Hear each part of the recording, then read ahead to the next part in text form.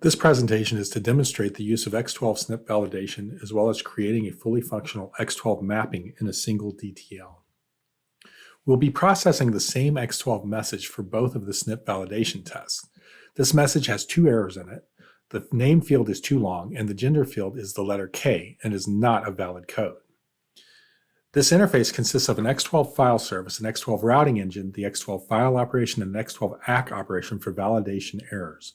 We'll set our validation mode to none so that none of the SNIP errors will be caught and the message should pass through without creating a 999 acknowledgement. The message processes to our outbound folder, and if we look at the message trace, we can see that the message came in with indeed the errors that were identified earlier, and processed into an interchange message into a functional group, and there's the transaction set intact and as an 837 message.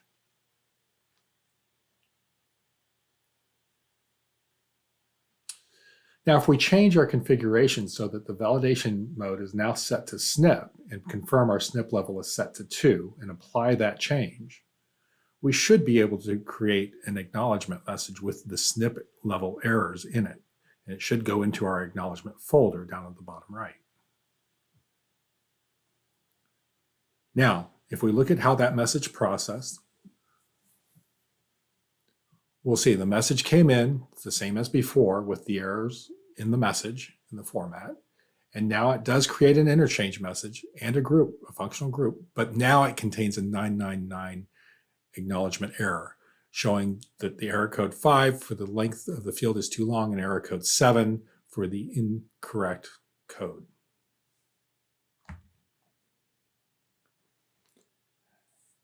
Now we're going to create the X12 DTL. I've started with a simple create new transform, which is used using the 5010 interchange of an 837P as a source and target.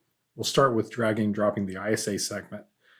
And then we're going to create a group for our functional group. Let's just call it GS functional group. This will keep us organized.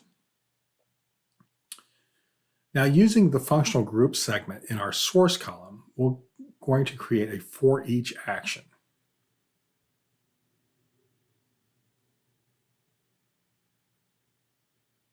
Let's change this key to FG key.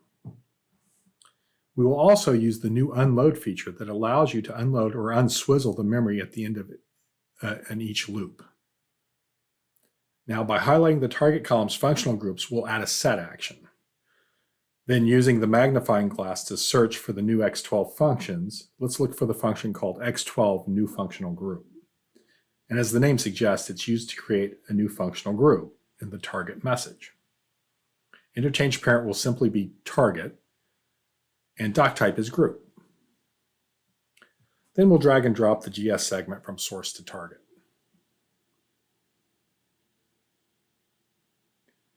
Then create a group for our transaction sets.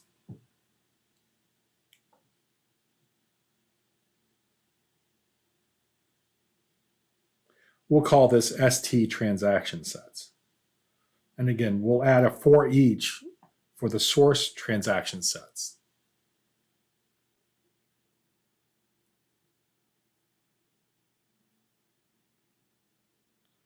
And we'll check the unload to free the memory on each loop.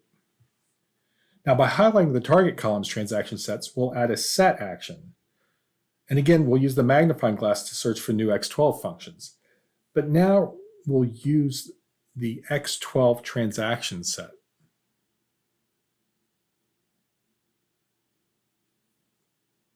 Interchange parent will be set to target functional groups FG key, and doc type is going to be set to 837P.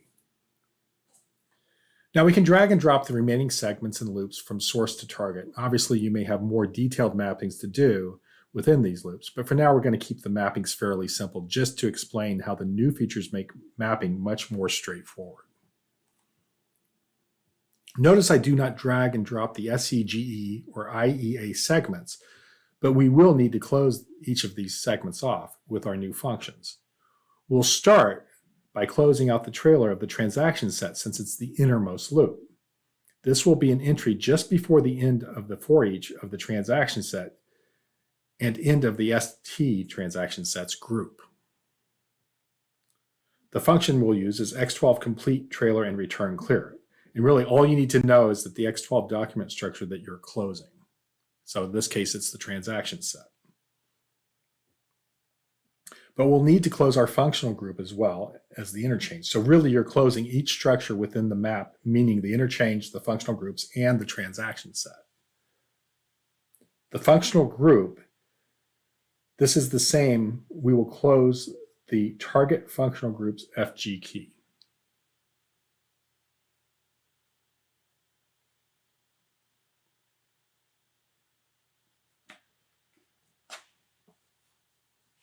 However, closing the interchange is really closing out the entire message.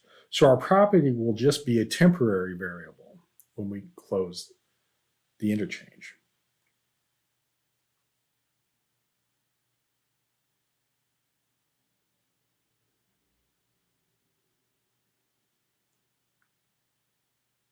And we'll specify the X12 document as target.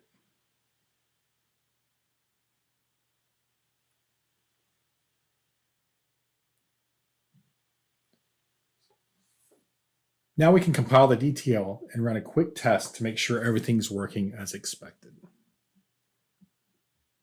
As you can see, we've created the interchange, the functional groups, and the transaction set for the 837s.